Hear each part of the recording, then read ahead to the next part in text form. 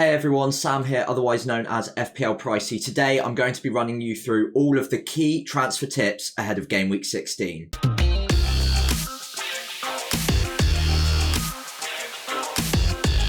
So first up, frustratingly, we've got to talk about Mbeumo, who went off with what looks like a rolled ankle last night in the game against Brighton. Now, obviously, normally we wouldn't even be considering selling him at this point in the season, but with games coming thick and fast and their next match just this weekend, it's a pretty short turnaround for him to be fit after going off injured in the 40th minute against Brighton. The data's great. The fixture obviously is ideal against Sheffield United, so I wouldn't be recommending selling him if he was past fit for that game, and we will have a press conference from Thomas Frank in the preview, in the run-up to the Sheffield United clash. So for the time being, definitely don't sell him until we know for sure. But he is a player that frustratingly looks like he might be out for game week 16. And after that, he's got the blank to contest within game week 18 and Villa before that as well. So if he's not fit for 16, I think it's probably a hard sell. So the question is, if he's not fit, who are the ideal replacements? So let's run through a couple of them now. First up is Cole Palmer, a pretty easy swap to Cole Palmer if Bryan Mbeumo is out for game week 16. The reason being, number one, he's cheaper. So 5.3 million, you can save 1.8 million now, or 1.7 million if you take into account sale value, and downgrade the position to Cole Palmer. And that gives you so much money that you can do elsewhere with your side. In terms of quality, it's not a massive drop off either. Both players are on penalties. Cole Palmer has already scored 4 penalties this season. And I think a few hesitant managers were probably going against him for the time being because he still hadn't scored from open play. However, the data was still pretty decent from open play, and he's now obviously buried that chance against Man United. So he is scoring chances from open play now as well. 5 goals, 3 assists is a great return considering he didn't actually even start the season with Chelsea. So the next 5 fixtures, if Bryan Mbeumo is out, Cole Palmer looks like an ideal replacement with a sea of green on the FDR. So Everton first up, not a bad game. And then if you're a bit frustrated about missing that Sheffield United game for Bryan Mbeumo, don't worry, Cole Palmer has got them coming up at home in game week 17. So it's a pretty good replacement. There are other options that you could pick from because obviously a lot of us already do have Cole Palmer in our sides, and maybe you're still not convinced in the underlying data without penalties. So if you're not looking at Cole Palmer, who are the 3 alternatives you could consider? Well, let's take a look at those now. So here are the 3 alternatives to Cole Palmer in and around the same sort of price point. Not quite exactly, but I think if you can reach Cole Palmer, these players are going to be pretty easy to reach, especially if you're downgrading Bryan Mbeumo. All of these are cheaper. So first and foremost, I think would get my gold medal would be Hwang Hee-chan. 0.5 on the XGI per 90. He's also got penalties as well, as we recently discovered. And that first game against Nottingham Forest is a prime fixture at the moment. Forest don't look any great shakes at the moment. They don't look like a team that are doing much at the moment. Obviously, that could turn around in one game week. We never know when they're going to hit form again. But Wolves have been flying under the radar. The data is good for Hwang Hee-chan, and the ownership is still really low as well.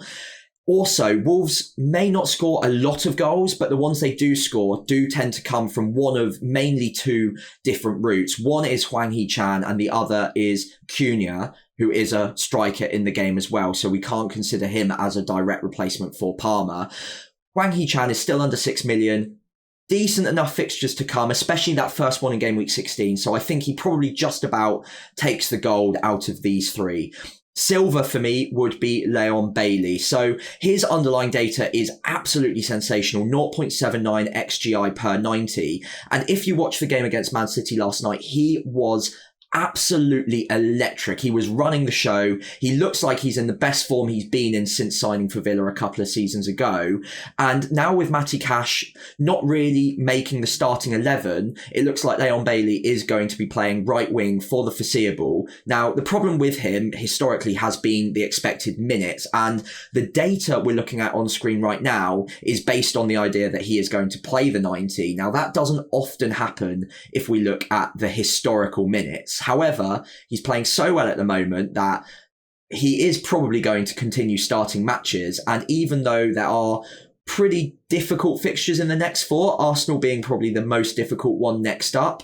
Considering how they've just dispatched City, I wouldn't be backing against them to do a pretty decent job of it in the next 4. And if he continues to start games, the data is better than nearly any other midfielder in the game at the moment. So it is a bit of a punt, but I do quite like it as a differential option. In terms of differentials, they don't come much more differential than Garnacho. The data is the least good of these 3 alternatives, but if you actually watch him, I think he really does pass the eye test at the moment. In the most recent match against Chelsea, he had a couple of golden opportunities as well. He's taking on the right back at every given opportunity at the moment, and he looks like a player full of confidence. So Bournemouth next up is a good fixture. Yes, Bournemouth are in great form at the moment, but you'd still expect chances to be created for Garnacho in that game.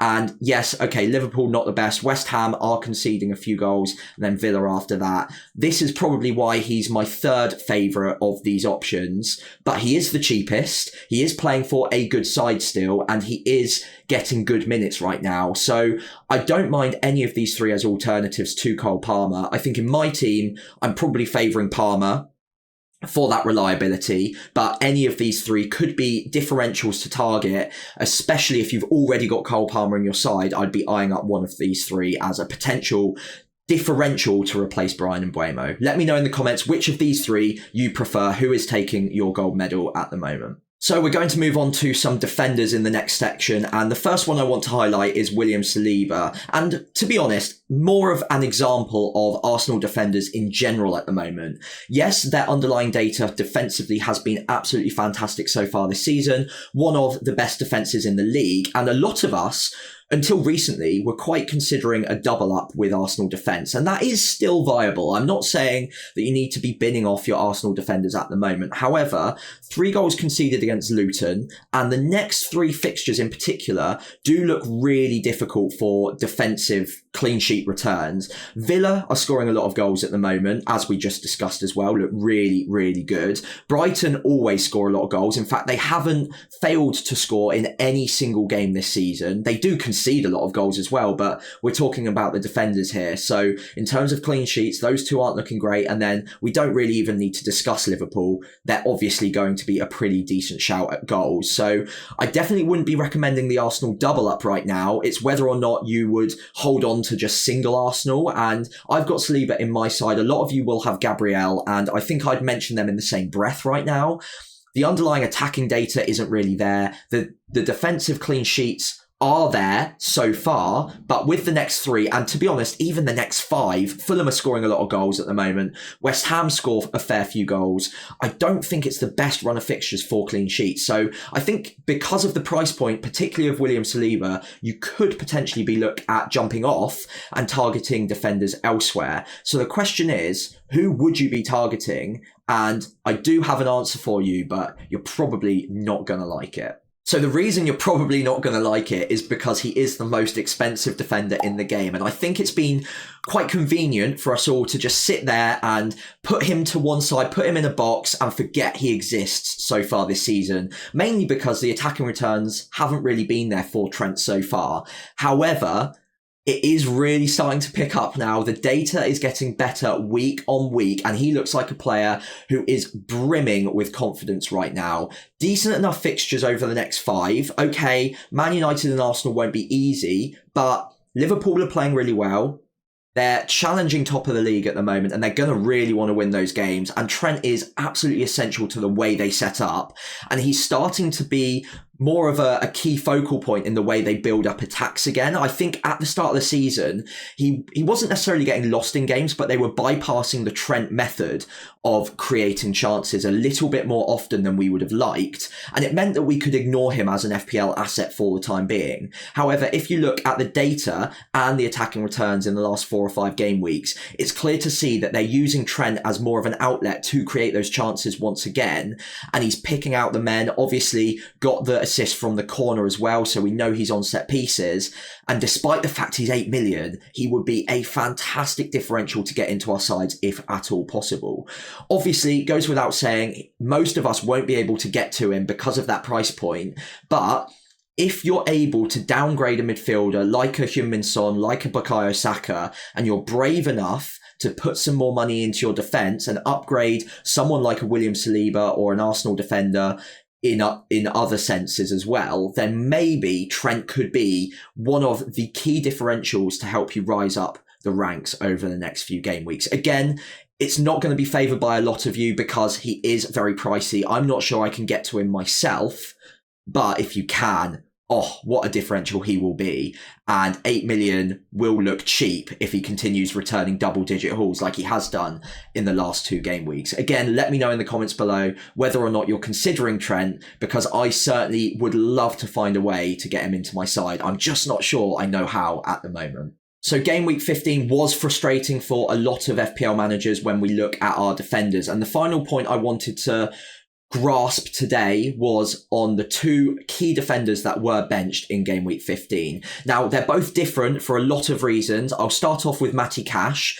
I think he's going to be a pretty easy sell for a lot of us. Obviously, over the last few game weeks, has looked like a likely sell around about now anyway, but I think in game week 14, we all thought that maybe he was just getting rotated out and he'd come back in against Man City. However, even with Kamara back in midfield, and usually Kamara would drop into that right back position when Villa are pushing forward and it would enable Cash to move forward. Even with Kamara back, he still didn't regain his place, and Konza played at right back and, may I add, played really well as well. So I think it's pretty convincing that Cash probably won't be getting his place back that quickly. He'll get good minutes here and there, but I think he is going to be a rotation risk from now on. And that fixture in game week 18 against Sheffield United that we all were kind of backing him for, that could be in doubt as well. I think a lot of Aston Villa fans would assume that he would start the easier games. And yes, Sheffield United will fall into that category. But generally speaking, it's a big risk. And are you going to carry him for the next 2 game weeks on the off chance that he plays in game week 18? I'm not sure I can personally. And he is dropping in price really quickly now. So I think he's likely going to be a player that I'm getting rid of very, very soon. On the other hand, Tsimikas was also benched, didn't come on in game week 15. I think a few of us did see that coming. I think I personally thought he would come on and get a few minutes, but obviously they used up their 5 subs. They didn't need him and got a good rest against Sheffield United. I would categorise these 2 players differently in the sense that I do think Tsimikas still fits into Liverpool's strongest starting 11, and I do expect him to start away at Palace at the weekend. So I don't think he's an immediate sell, but what this does indicate is the fact that Klopp is willing to rest and rotate Tsimikas from his starting 11, and he won't necessarily be a lock, a guarantee for minutes moving forward. So we do need to consider that. I think for me, because I've got him in my team and I've got Cash is definitely the more immediate sell. He seems like the more immediate problem, but Tsimikas does need to be a player I need to keep an eye on over the next few. And obviously from a defensive point of view, Man United and Arsenal, if he's not going to be getting as many attacking returns as the likes of Trent Alexander-Arnold is, and I think we can probably assume he won't, those sort of games I would be a little bit more worried about holding on to him for, especially that game week 18 against Arsenal, when we're going to need to rely on players that might normally be on our bench because we've got the likes of Mbeumo or Haaland or Alvarez in our sides. We're going to need to dig into the bench because it is a blank game week for them. And Tsimikas might not be ideal in that game week to start at home to Arsenal. So the underlying attacking data isn't bad, but he is a player that could get rotated over the next few games. I expect him to start against Palace, so I am going to hold on to him for now.